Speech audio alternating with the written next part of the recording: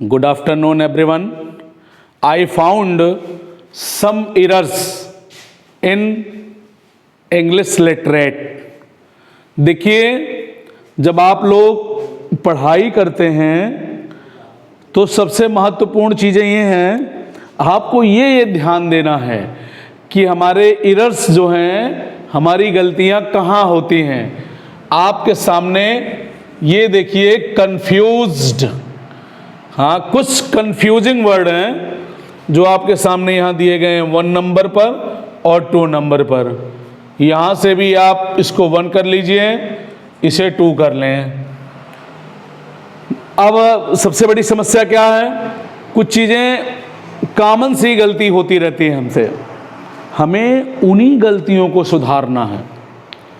जैसे जनरल वे में आप कुछ भी लिख डालते हैं, कुछ भी पढ़ डालते हैं, जब ग्रामेटिकल दृष्टिकोण से देखा जाएगा, ग्रामर के नज़रिए से देखा जाएगा, तो वो फिर आपका गलत मान लिया जाएगा।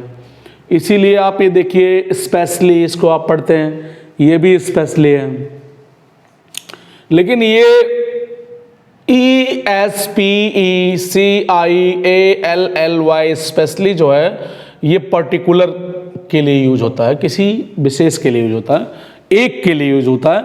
जो इंडिविजुअल रखा जाए उसके लिए स्पेशली यूज होता है। स्पेशली फॉर यू, आपके ही लिए है, ये ऐसा होता है। ये स्पेशली है, यस से स्टार्टिंग है, इसका मतलब होता है फॉर पर्पज, किसी उद्देश्य के लिए, कोई उद्देश्य हो उसके लिए। Specially occasions for I held last 26 जनवरी और 2 अक्टूबर 15 अगस्त और ETC any type of purpose, या कोई शादी विवाह समारोह, कोई भी ऑर्गेनाइजेशन कर रहे हैं, किसी मुख्य उद्देश्य के लिए आप सभी को एक साथ कहते हैं, तो वो स्पेशली पर्पज के लिए होता है। नेक्स्ट फॉर्दर, ये होता है, ये फॉर्दर जो होता है FAR, ये अबाउट डिस्टेंस, ये दूरी के बारे में है। Distance between here and there, यहां से वहां तक की दूरी के बारे में जो चीजें क्लियर करती हैं अबाउट डिस्टेंस, वो फर्दर है। नेक्स्ट FUR, ये डिग्री के बारे में करता है। ये 2 चीजें आपकी क्लियर हुई। अब तीसरा शब्द आप ले लीजिए, ओल्डर।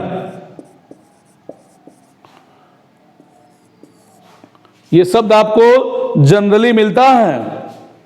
नेक्स्ट ELDER, ये भी शब्द आपको देखिए बराबर ही देखने को मिलेंगे। जी हां, कंपेयरिंग एज, ओल्डर जो होता है किस चीज के लिए होता है, कंपेयरिंग एज, तुलना की जाती है, एज की तुलना की जाती है। लेकिन ये इंडिविजुअल, और यहां आप क्या करेंगे, comparing age the family members, MEMBERS, comparing age the family members. ये एल्डर से आप फैमिली मेंबर में आप कितने बड़े हैं, या आपके फैमिली में कौन बड़ा। जैसे ओल्डर ब्रदर नहीं होता है, एल्डर ब्रदर होता है, एल्डर सिस्टर होती है। और ये ओल्डर जो होता है between 2 person, that the comparing age, किसी एक व्यक्ति के साथ आप तुलना करते हैं, कंपेयर करते हैं, वहां ओल्डर होता है। जैसे राम से श्याम कितना बड़ा है, श्याम से मोहन कितना बड़ा है, सीता से राधा कितनी बड़ी है, ऐसी अवस्था में ओल्डर है। और जब एल्डर की बात आ जाएगी तो all the family members. Next एक और ले लीजिए, ALTTHOUGHER, ऑल टुगेदर, और यहां कर देंगे ऑल, GETHER। जी, ये ऑल टुगेदर है और ये भी ऑल टुगेदर है। ये दोनों all together and all together, ये ऑल टुगेदर है कंप्लीटली ऑफ अ वन, किसी एक के बारे में, जैसे one and other. Completely together, पहले आप लोग सब लोग नोट कर लीजिए, completely together in total of in, जी हां, कंप्लीटली इन टोटल, जितने हैं वहां, उन सभी को एक साथ करने के लिए ऑल टुगेदर होता है। और all to complete in one place, all one in place, all one place, PLACE, एक स्थान पर जितने हैं वो सब ऑल टुगेदर में आ जाएंगे और ये ओवरऑल माने जाएंगे। टोटल जितनी तुलना की गई है सभी के लिए, जैसे एक और कंफ्यूजन दूर कर लीजिए, iron, IRON iron, IRONS irons, ये आपका अकेला लोहा होता है और ये आपकी जंजीर हो जाती है। तो प्राय जैसे प्रीवियस रिकॉर्ड, एक बहुत बड़ी फॉल्ट और आदमी करता है, VIOUSRECORD, रिकॉर्ड, प्रीवियस रिकॉर्ड।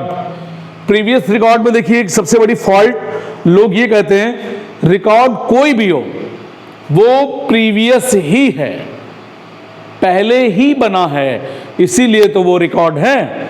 तो क्या हमें, देखिए कोई भी रिकॉर्ड हो वो ऑलरेडी प्रीवियस ही होता है, पिछला रिकॉर्ड।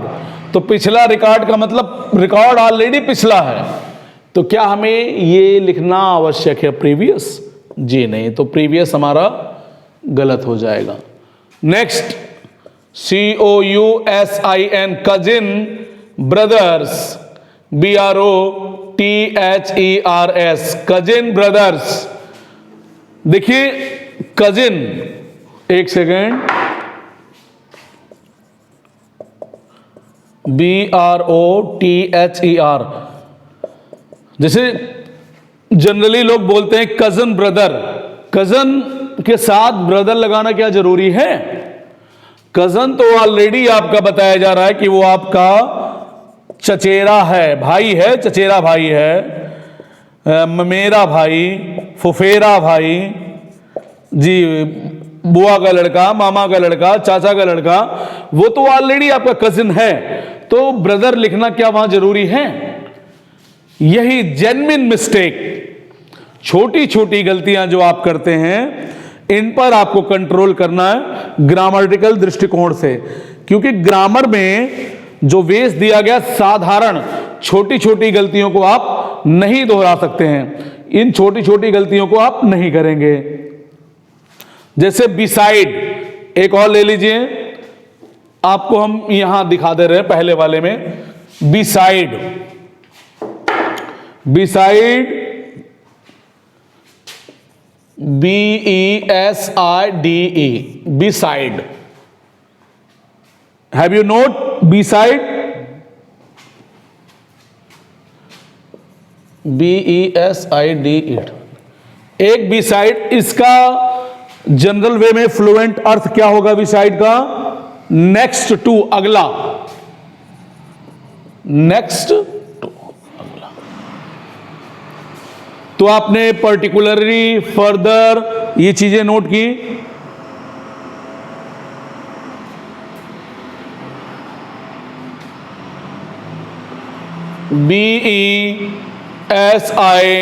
BESIDES, besides, इस बिसाइड का अर्थ होता है नेक्स्ट टू,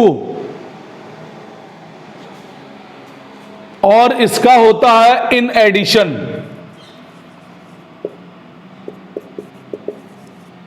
टू जोड़ने के संबंधित में होता है।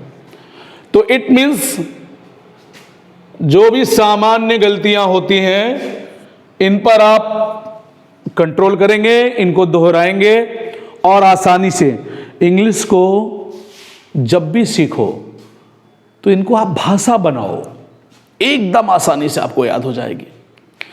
इंग्लिश को हवा मत बनाओ कि अरे ऐसा how this is possible to learn speak, या नहीं ऐसा कुछ नहीं है। आप एकदम नॉर्मली बिहेव करिए, इंग्लिश आपको आसानी से याद हो जाएंगे। तो आपको 5 से 7 मीनिंग आज क्लियर कराई गई हैं जो कंफ्यूजिंग वर्ड हैं। So everyone be careful, listen, read and right. Thank you for watching, have a good day.